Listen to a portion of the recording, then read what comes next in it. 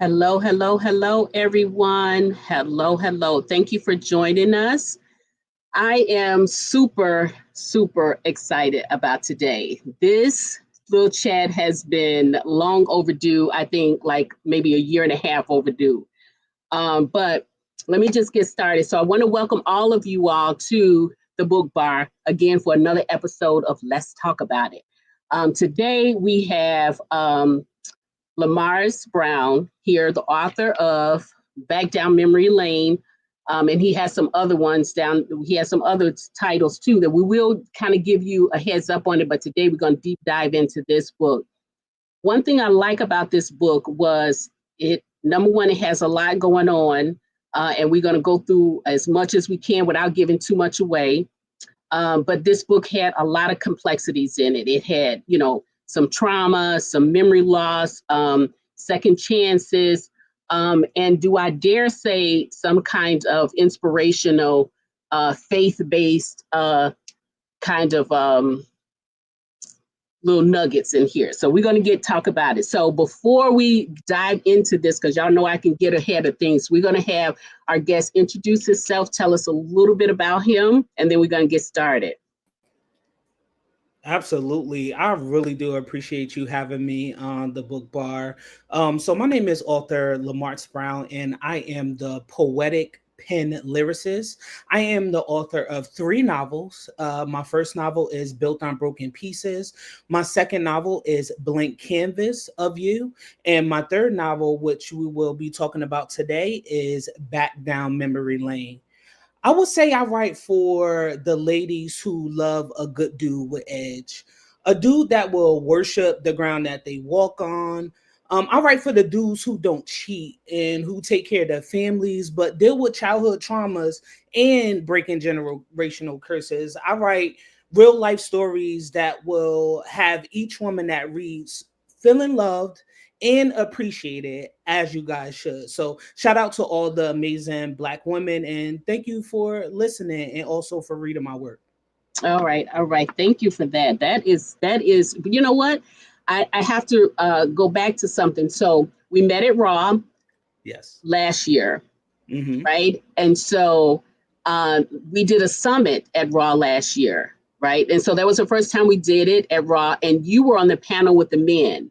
And Yes. so um, that was intriguing for me because while I read a lot of romance, and usually in the romance world, there it's dominated by women. Hmm. It just is. And so we have some men who actually, step up on that platform every now and then. So you were up there, and so how did that feel for you? I mean, listening to all of these guys, I mean, it was very inspirational to me. But how did it feel to you being up there?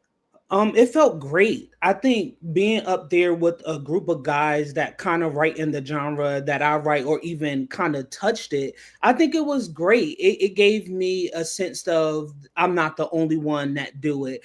Because I see a lot of, like you said, a lot of women that write romance, but when you have guys putting their own spin on love and what it feels to love and what it feels to be loved, I think it's an amazing feeling. So it was a great experience. The whole Raw event was amazing. Yeah, yeah. And I was happy to be there with you. And so I had my little section set up right next to you. So, so that was good watching you in action. Your spirit was just amazing. And it kind of also displays in this book too, and how these characters was. These characters in here, not only were the main characters full with a lot of substance, your secondary characters was full with some substance too. Yes. So I'm just going to take a minute just to say hello to everybody. Hey there, Renata. How's it going? Thank you for joining us. Hey, Ola. It's always good to see you out there. Thank you for joining us. Okay, so before we get into the book, you are not only are you an author, you are also an entrepreneur. You have a company called Life Lyrics and Entertainment. So kind of give us a little bit about that and what you do up under that platform. Yes, absolutely. So I started Life Lyrics Entertainment in 2015. And it was really to give the voice to the voiceless. And I know that is kind of cliche when you say that, but Life Lyrics Entertainment was birthed from a place where I wanted to give the youth in the community a way to practice their creativity and bring it to the screen, bring it to a book, bring it to any area of entertainment that they wanted to bring it to. So that's how it was birthed. I had my first play, and it was a great experience to be able to step into a world of doing plays, because you haven't really heard too many black people out, black men outside of Tyler Perry that really did plays. So that was my first production. It was a sold out crowd. Over 300 people Wow. actually showed up for me, and also the cast. And it was an amazing experience. And from there, I wanted to write books and give the male voice, I guess a platform, you can Hmm. say. And I did that with Built on Broken Pieces, and now we are trying to get my books on the big screen. So that's coming up. So Life Lyrics Entertainment, this is not the last time you're going to hear about us. We're doing big things and have big things coming in 2026. Okay. Okay. So that sounds amazing. And I would tell you, so right now, this one right here, Yes. this one needed to be on the screen. I mean, so just when you feel like you kind of had it all figured out, you throw in some more trauma and some more trauma, and then some more things we had to figure out.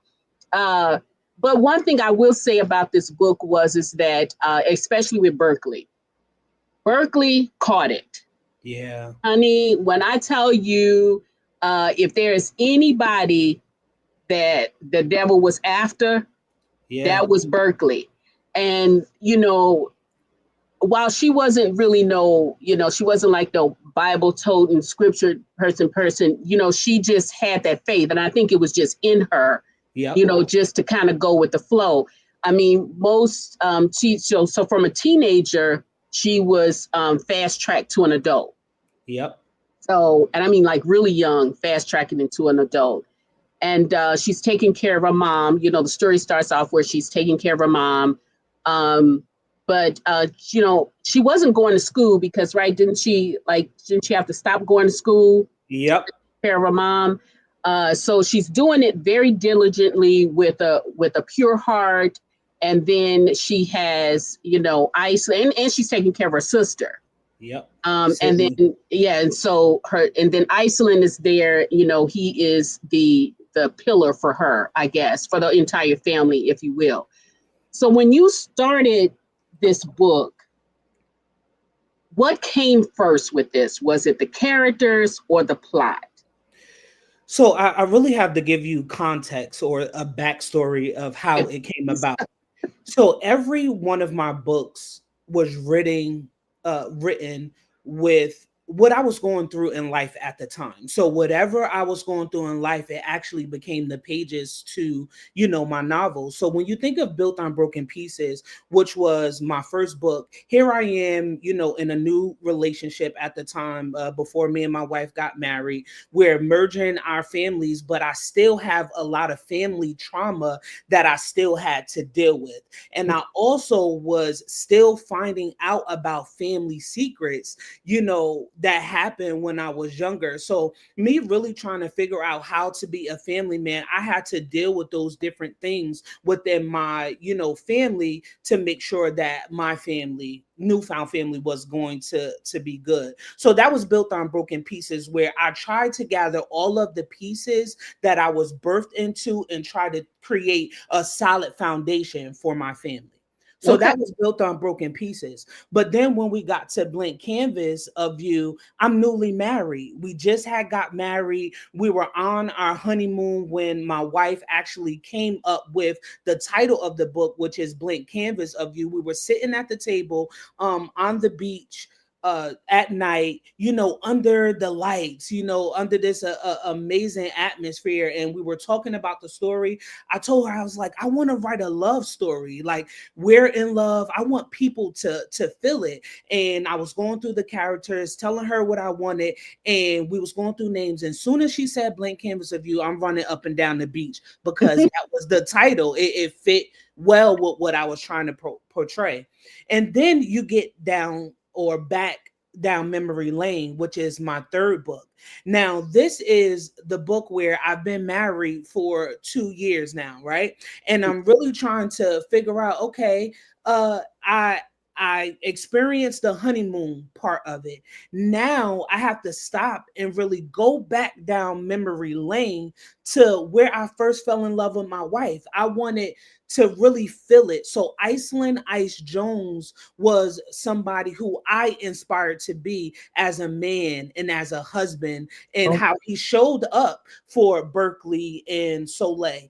And then you have parents like Miss Pearl and Mr. Woolley that, birth someone like Iceland to be this amazing guy. So I had to try to find those traits within myself, to be the man that I needed to be for my family. But then on the flip side of that, how many times in relationships do we forget the love that we once shared with the person because of life woes, because of things happening? So that's where Berkeley loses her memory come from, because now you have to build yourself back up and become a better person than you have been. So that's how Back Down Memory Lane came about. okay, okay. So I was with you all the way up until like where you said where Berkeley losing her memory, because this is how I envisioned it, right? Hmm. So when Berkeley has the trauma and she loses her memory, to me, because she was getting lost, like to me, I think Iceland had the patience of Job. Yes. And it almost seemed like this was his destiny, and he took it, all the highs and the lows. And it seemed like he was having, at one point in the story, he was having more lows than he was highs, Yes. because she had to keep, canceling. They couldn't do this, but he always made it work. But when she lost her memory, and to me, she got a second chance. I Yes. didn't think of it as like her losing the memory to, forget him, but then to come back to him. But I was just like, okay, all of this stuff that you felt like you had to do, her mother had, her mother had happened with her mother, and then which was tragic in herself. And so Yeah. in my mind, I'm thinking, I'm glad she kind of lost her memory, because she couldn't, feel that pain. But now she comes back, and that's tricky when somebody starts to remember certain stuff, or not remember anything, but then they have to go on with their life, right? Because she Hmm. couldn't sit down. So I remember when I was reading that part of it, I was like, okay, this is crazy. Like, what is he gonna do with this? Like, is she gonna? And then she was, gonna marry somebody else. And I knew she didn't love the guy, but sometimes we do it, and then we learn to love, which is what she was Yep. doing. So I didn't take it as so she could get back to. Well, I guess I did, so she could get back to Iceland. But I really just felt like her memory was lost was a blessing in disguise, because she could forget about all of those traumas that she had, and then when they got back together, it would be almost like starting afresh. Right. You know what I How mean? many times, I don't know if you have done it, but I know countless people that I've spoken to over the years wish they can get a do-over. Yeah. Wish they can, start over and things like that. So it made perfect sense for me while I was writing. Like, here is Berkeley Soleil Carson that had, taken care of her mother since she was 9 years old, then taking care of her sister. She has been the caregiver for so many years. Let's just see how it would be if she has to start over, because then you have to remember, depending on, the accident and how severe what happened is you got to remember your family over again. You got Yeah, to, remember certain things like how to, make this, or, you don't like this, but now you like it. So it's a lot of things. And then you're getting frustrated because the people around you expect you to be this one person that you're not yeah, anymore. yeah, yeah. And I worried about Sydney, but I do like that she didn't have too much that she had to deal when she came back. She kind of remembered Sydney kind of fast, and I think that was Mhm. because Sydney was already there. I wish she had not have remembered Urban, and I really wasn't sure about Auntie Penny because I thought the trauma that her mother experienced, not just the disease or the sickness that she had, but the trauma that she get. And I'm talking in code because I don't want, I want everybody to experience. This is something you got to experience yourself. So I thought that Aunt Penny had something to do with that. And that was the Mhm. one thing that I did not have a clear understanding of at the end of the book. How did that come? Because from that situation came Sydney, Right. and so I was like, okay, are they gonna, even though this was Berkeley and Iceland's story, I wasn't sure whether or not we were going to get closure on what the deal was with Sydney. Right. So it's so many ways I could have went with that, but to kind of like put it in, context, or put it in perspective, is when that situation happened, um her aunt was supposed to, be there, but wasn't. And that's how the person got away with what they got away with when it came to the money, part of it. Yeah. Uh, so I think that's probably like the missing piece. I did put bits and pieces in there, but I didn't give it the full picture because, like you said, I did want to focus on Berkeley and Iceland. But that Yeah. whole situation, like you said, was trauma. Right. So like the mother, and it was everything was happening to them. The Yeah. mother had the trauma. She was on top of the world, and then obviously she gets sick, and we deal with that every day. Um, but then the trauma behind her sister, and then also Berkeley, getting it too. So I now Urban, I did not like her from the very beginning. It was just Mhm. something about her that I didn't like. But I always try to, give people the benefit of the doubt. And I was giving her the benefit of the doubt until I found out. And then I was like, okay. And then Aunt Penny, I didn't like either.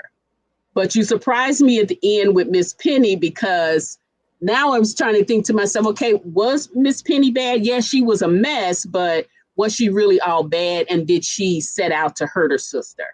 You know, and I couldn't. She surprised me at the end. So when it came to Miss Penny, I really wanted to show that although she felt and did what she did to Saida, Mm-hmm. her daughter took it a step further, and Yeah, that's what she didn't like, because she showed her, and to me, Urban learned the behavior, but Urban went a step further to she overdid it. And Penny was like, no, wait, that's not what we do. We can stay in this part of it or this lane, but yeah, you shouldn't have went off the road. yeah, yeah. And money makes people do some strange things. But what I didn't understand was, and then some of these character, a few of the characters in there were very manipulative, right? Hmm. Urban was one. Uh, what was his name? Dez for sure was one, Hmm. right? And then Merkel, I don't know if I'm saying his name, or Michael. Michael. He it seemed like he was just lost in there, like something was wrong with him anyway. So you could just tell something was wrong with him. Let me tell you. So Michael was someone that I really wish I could have went deeper into, because Michael was a complex character that his backstory even shocked me. But I couldn't add it again because I I had to know, stay right? within the realm of the book. But I wish I could have told a little bit more of Michael's story. I really Yeah. would. Yeah, and he got caught up, and so and then he also got help. he got left holding the bag too. Yep. Because Dez kind of got away, or well, what happened with him, but he kind of got left holding the bag. But then, how dangerous is it for you to trust someone, like, well, she didn't know any better, but Berkeley was trusting him. And I said, this whole memory medication and everything, he wasn't checking on her. I didn't see her going in where she was supposed to be, like, okay, let me check this, and I know she was supposed to be journaling, but he's really never changed. Well, I guess he did look at the journal, but what was he doing? And I thought to myself, am I going to come to the end and then find out that he's not a doctor? He was just really playing one on TV, because it just wasn't there. And she was, she didn't know any better. And so she was so trusting. But Berkeley put a lot of trust in a lot of people, and most all of them failed her. Yeah, and I think more so when it came to family, and then when it Yeah, came to, yeah. a relationship that wasn't even right, Hmm. for her. So I think that is kind of how it happened. And we want to trust people. We want to believe the things that, the people we love, or that should love us, really do. Hmm. And sometimes you continue to get burnt, and I wanted to show that. I don't know why family showing the dysfunction of family is important, because we have to grow from that to be better. Yeah. So I really use that as a tool, to better us as a family dynamic. Yeah, I mean, definitely family dysfunction is not something anybody should be surprised of, Right. because we all have it somewhere, in our family. But also too with Berkeley, with no, not with Berkeley, but with Willie and Lady Pearl. I absolutely loved them and adored them. Um, but again, when I tell you, sir, I'm up on my seat. I'm down here, and when I feel like I can relax. But I love how they took over, because I guess Lady Pearl was friends with Yep. yeah. So she was a friend as much as she could be, right? And I was so glad that Sydney was able to find, while Berkeley was healing, that Sydney could find somebody that could push her along the way, because I got nervous again when Urban had that dance studio, and when she asked for a handout from Berkeley, she gave it to her, but one of the stipulations is that you make sure that you put Sydney on. And I'm thinking, oh, when she said she stopped doing the regular dance thing because she had to make some money, I was like, oh, this does not sound good. So you It had me doesn't. back up on the edge of my seat again, because now I'm trying to figure out, now what is she doing, right? And it was just like what I thought. It was worse than what I anticipated what she was doing. So I was happy that Sydney took that Lady Pearl took on Sydney, and taught her the ropes there. Yeah, let me tell you, Lady Pearl was my absolute favorite character to write.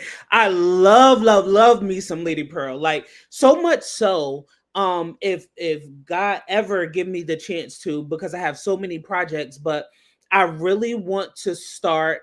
I really want to do a pre-sequel to Back Down Memory Lane, about Lady Pearl and Mr. Woolley, how they met, how Iceland came about, their bickering back and forth. I really want to do like a short story novella, type of thing, like a period piece too, because a lot of that, or them getting together, was in the jazz era. So Mhm. really go back to that time and really shine light on that music, because I fell in love with jazz while writing this book. I mean, my wife was sending me songs, and I've always listened to jazz, or jazzy songs, or however you want to say it. But really, through this book and researching about jazz, I mean, I fell in love. If you ever get a chance, I do have a Back Down Memory Lane playlist. It's on Apple Music, Spotify, and YouTube. Take a listen No, I because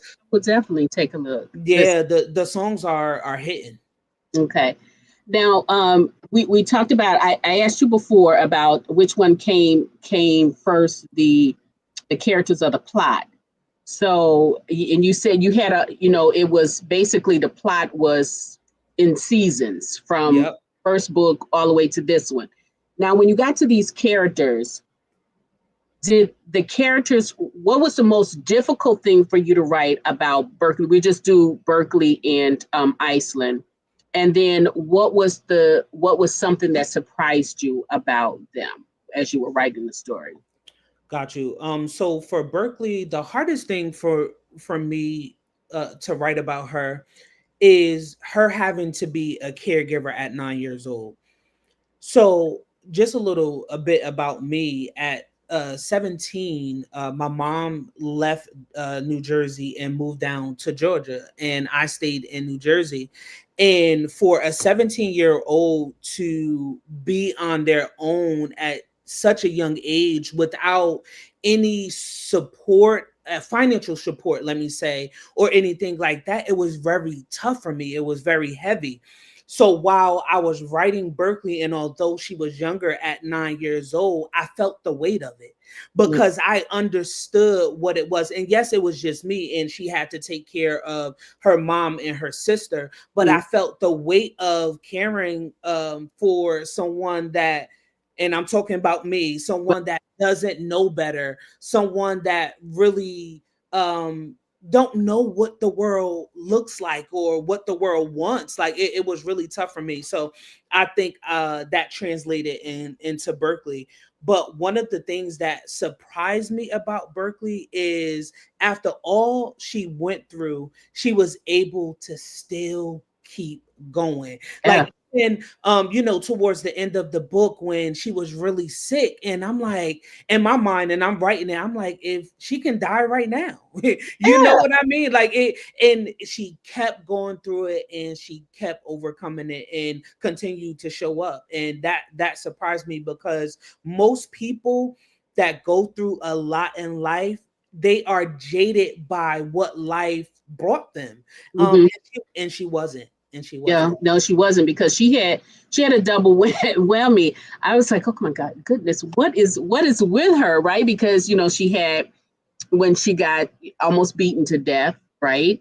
And then she came back from that, although not whole in a Right. sense, right?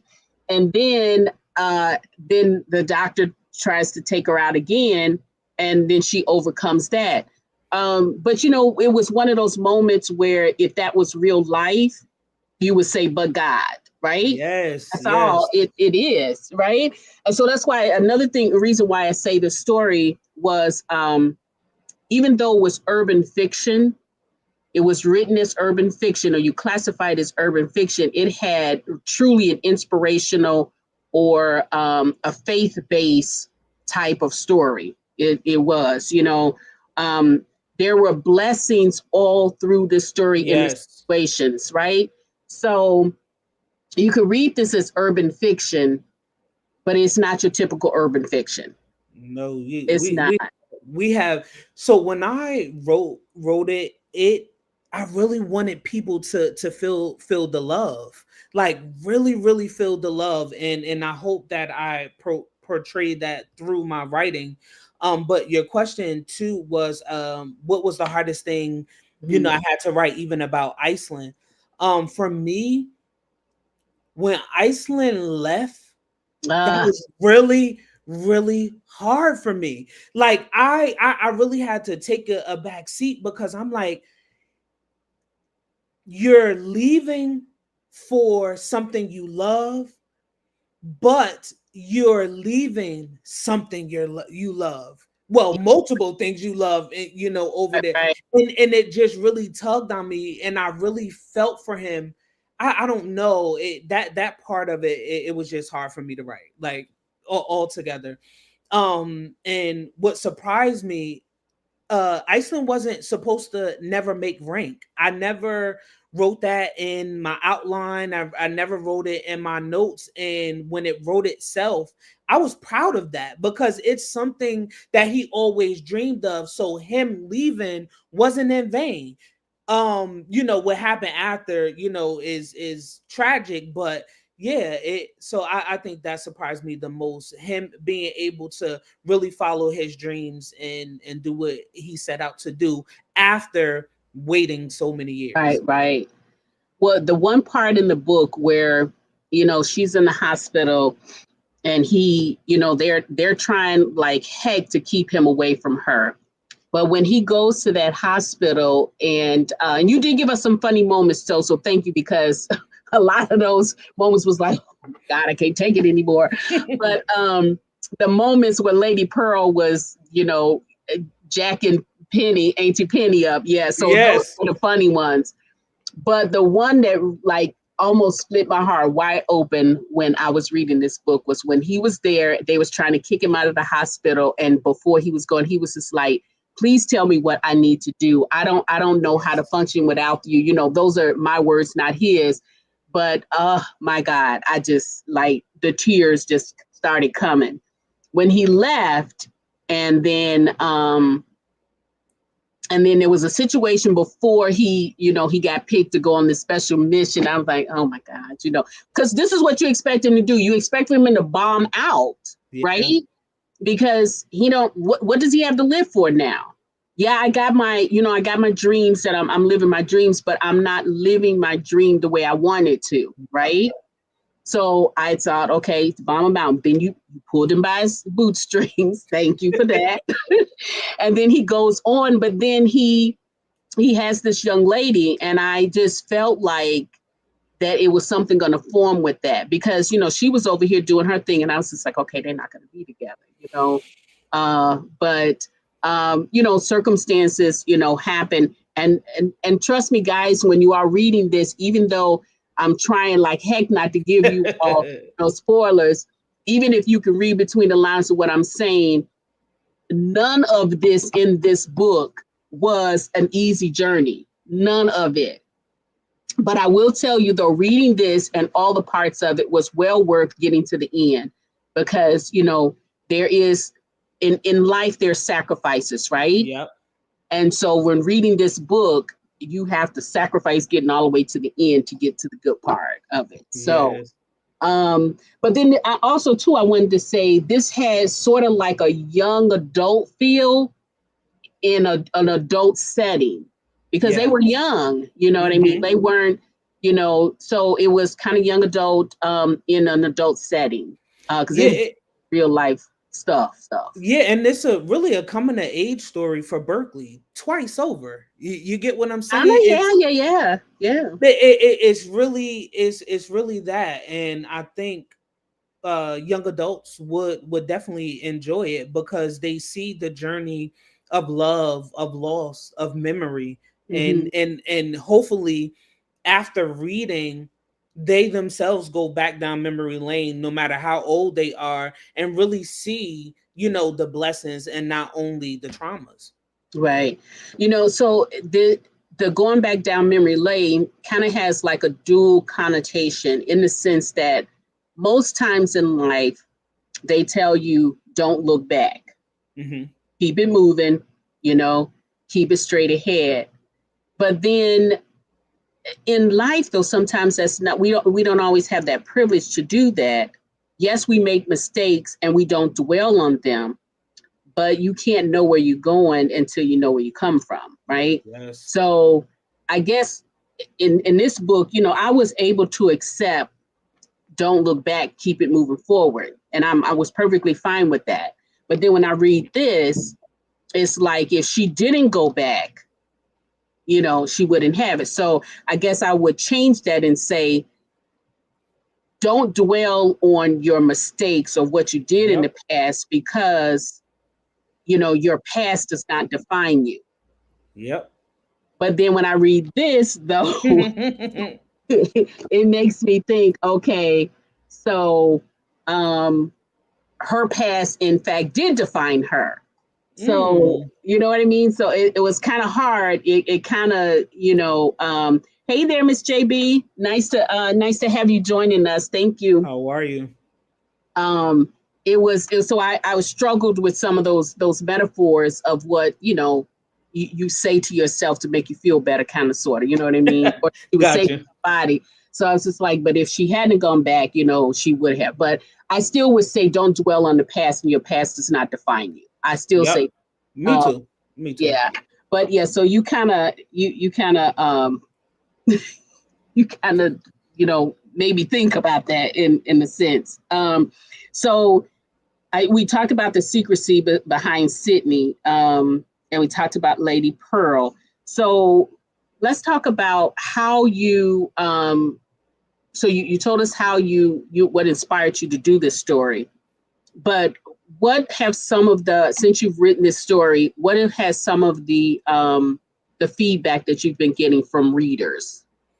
One feedback that I get and I hear often is the relationship that Mr. Woolley has with Iceland, or even the parenting that they do, with Iceland. So it's a part in the book where Mr. Woolley and Iceland, I say this to my son every morning as he go to school. I said, don't be good. And he says, be great. And Hmm. I said, when they say you can't, and he says, show them you can. Okay, That yeah. was very important for me to show that dynamic within the book, because there are some amazing fathers out here that are not with the moms, because Lady Pearl and Mr. Willie wasn't together, together but Yeah, yeah, apart. yeah. You get it.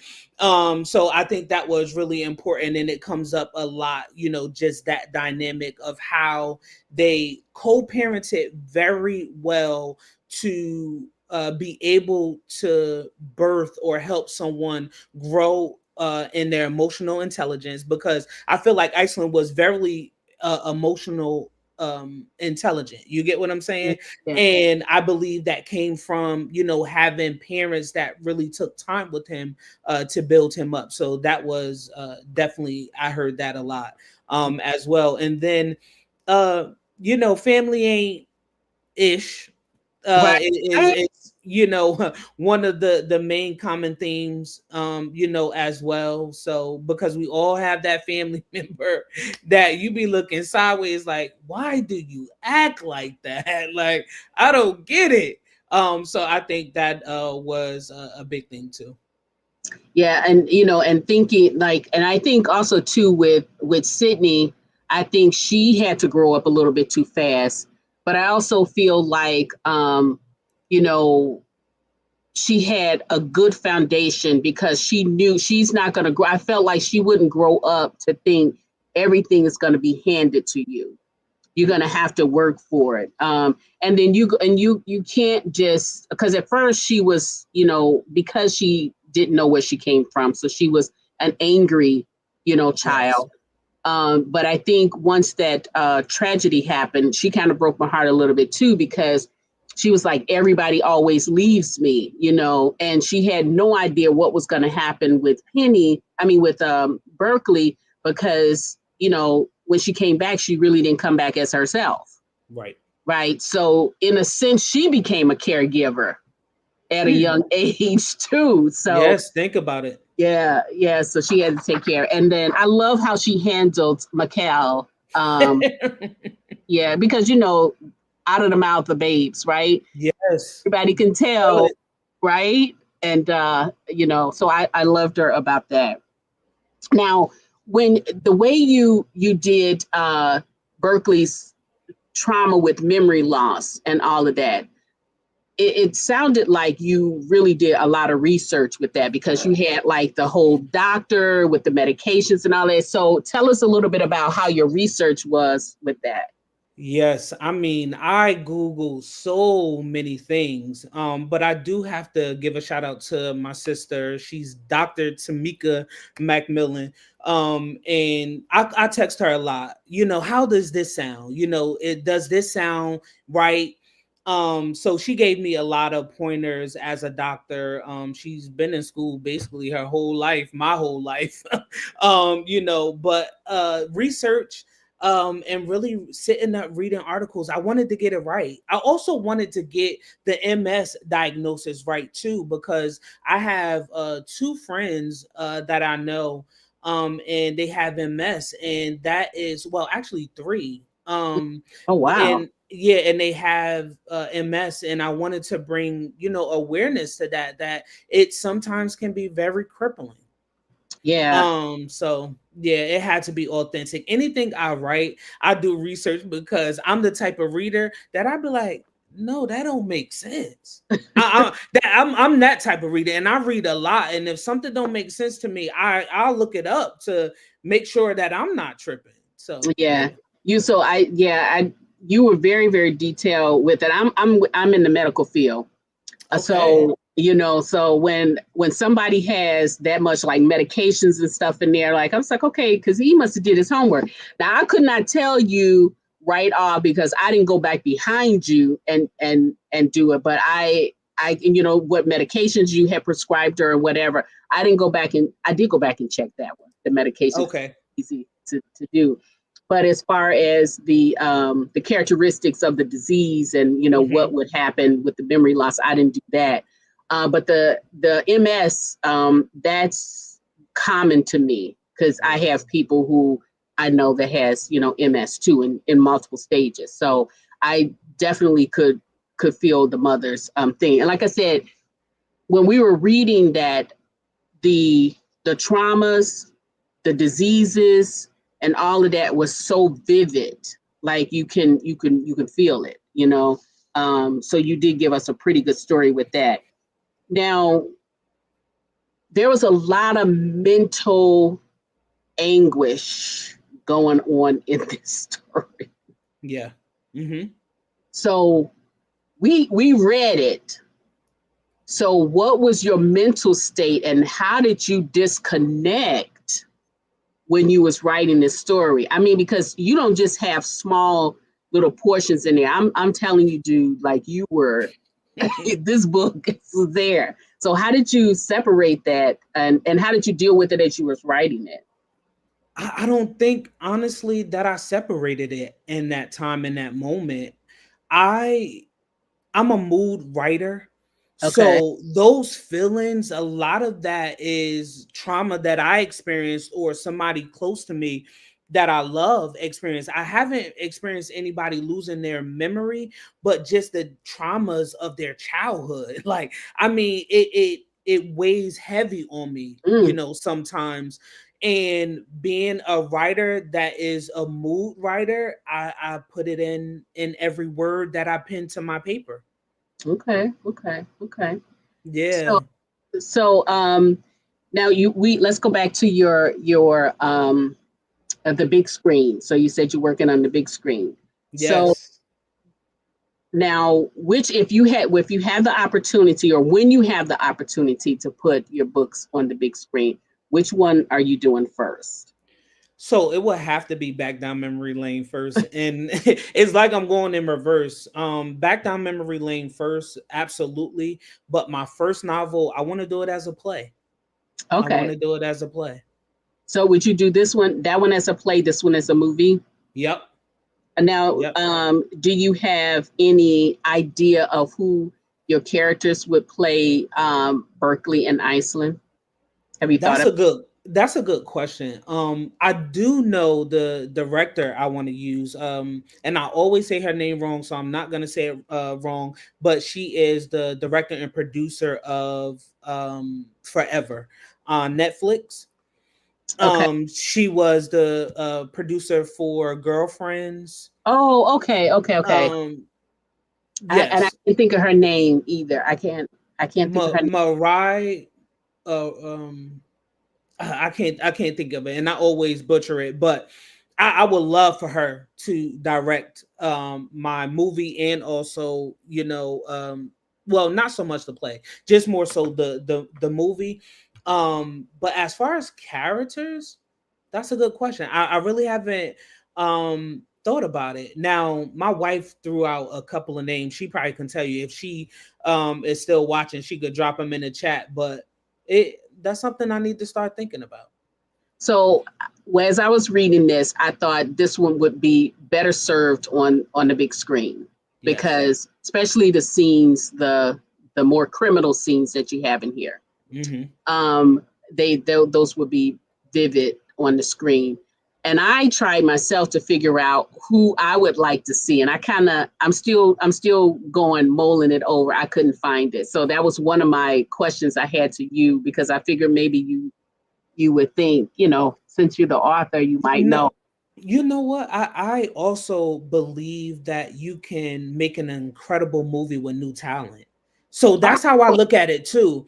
Don't get me wrong. I feel like a big name will sell it, but I really believe that my movies are gonna give actors and actresses, chances. So if you fit the bill, I'm all in. Is how you portray it, because as you said, there's a lot of emotions, a right. lot of emotions you have to put in. So Yeah, and it's funny you should say this because Iris Boland, you remember meeting Iris Boland at. yes, amazing. Yes, Yeah, so when she decided to put her first series on the screen, she reached out to like local talent, yeah, and some of those characters that she hired to play the people in the book, they've gone on to do some amazing things. So yeah, I would say too, just don't discount the local people because absolutely. being urban, they will might understand the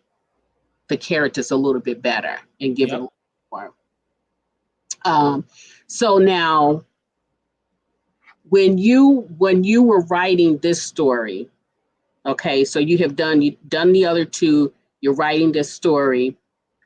What genre did you feel like this was going to come up under? Was you just going with urban all the way through, or were you trying to dibble and dabble in a few things with this one?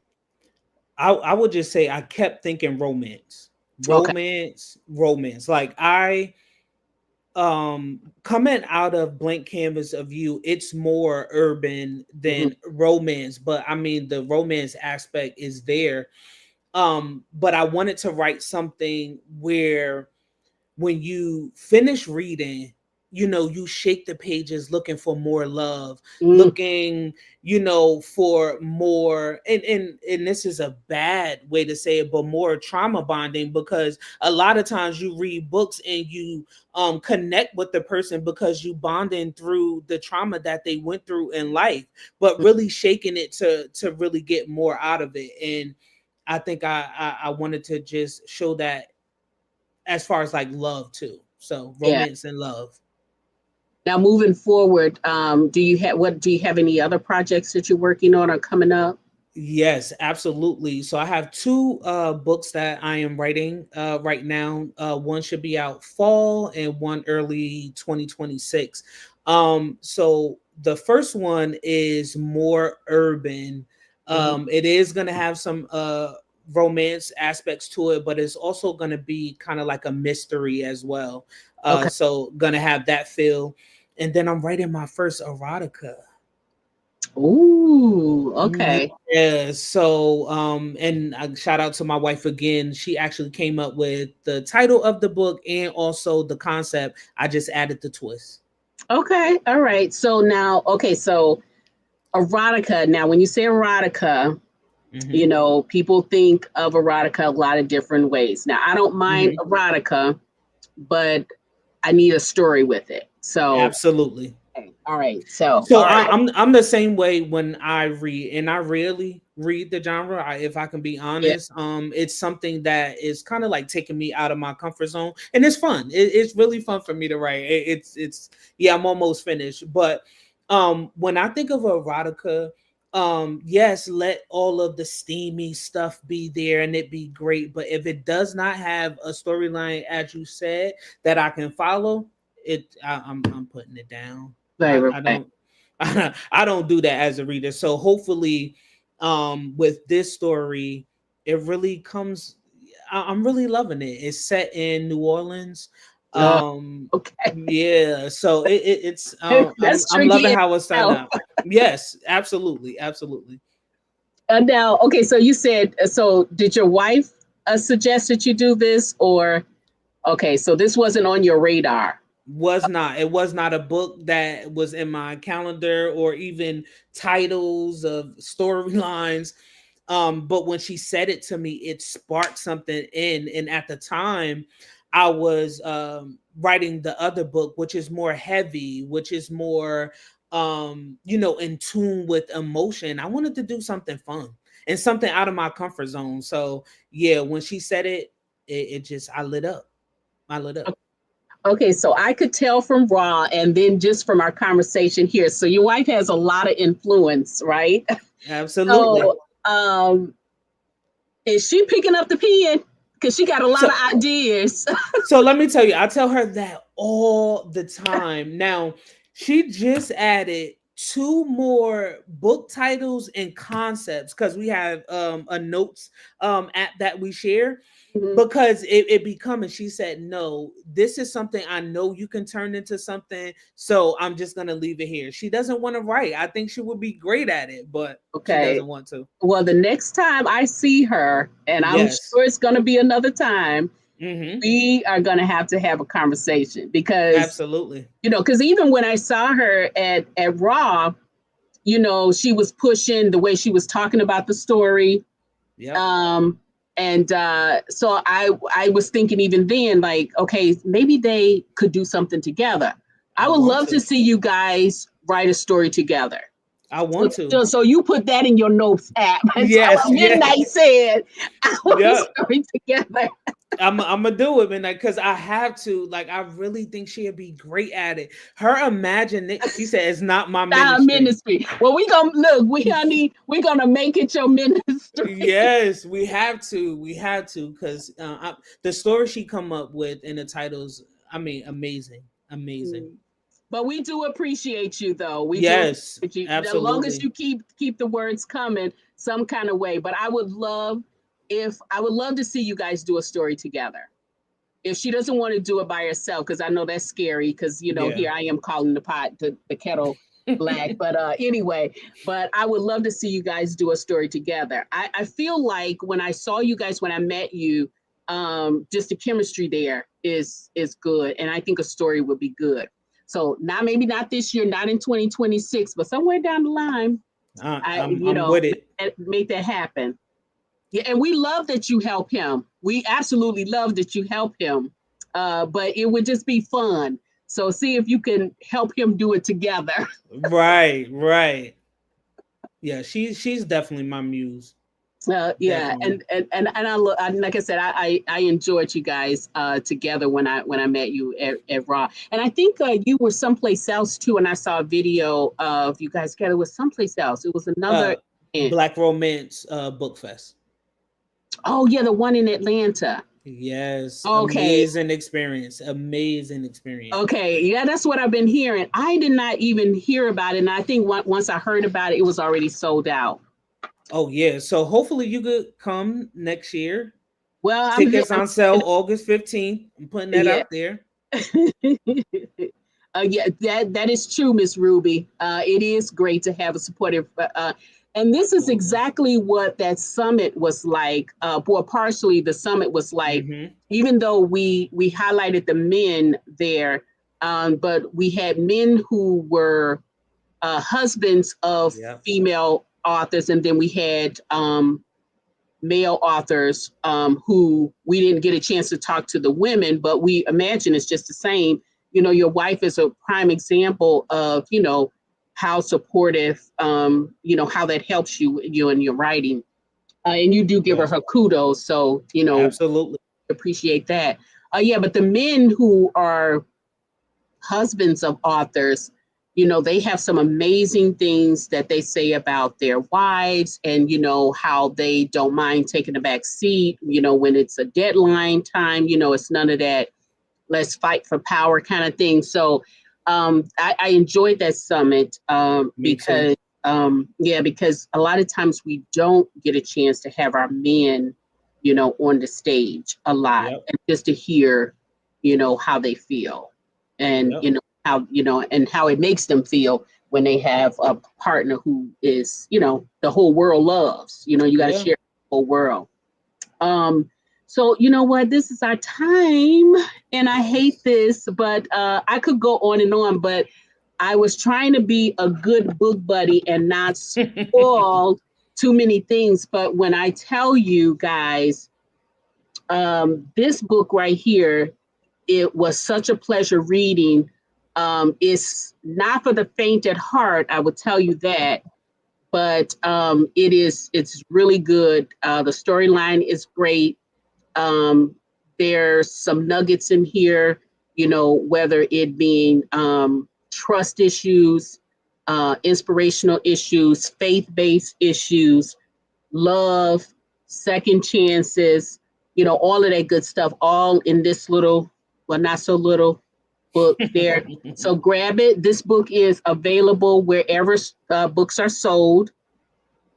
So take a moment to take care of it. Now I will be diving into some other books, the other books that the author wrote, um, particularly Blank Canvas. It's going to be my next one because I have to see the difference between this one and that So one. I'm glad you're saying that because Blank Canvas of You have a spinoff that I'm working on that comes out hopefully, in the fall. So Okay. yes, The one you were it's talking about in the fall. mhm. Okay. So I got to get that one done before you come out with that one. Okay.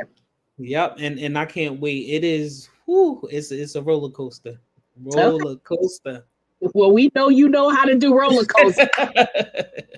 Lamartz, thank you so much for joining me and just sharing yourself with us and telling us a little bit about what you're doing. And then, how can everybody follow you? Do you have like a newsletter? So you can follow me on all platforms at Life Lyrics Entertainment. My website is www.lifelyricsentertainment.com. You Mhm. can really thank you so much, Ruby. Ruby, shout out to you. She has been a supporter Mhm. since I dropped Blank Canvas of You and really been blowing me up. So I really appreciate you, Ruby, for even listening in. Um, Oh, Miss JB, thank you. Yeah, This has been enlightening. Oh, yeah. thank you so much. I really appreciate you tuning in as well.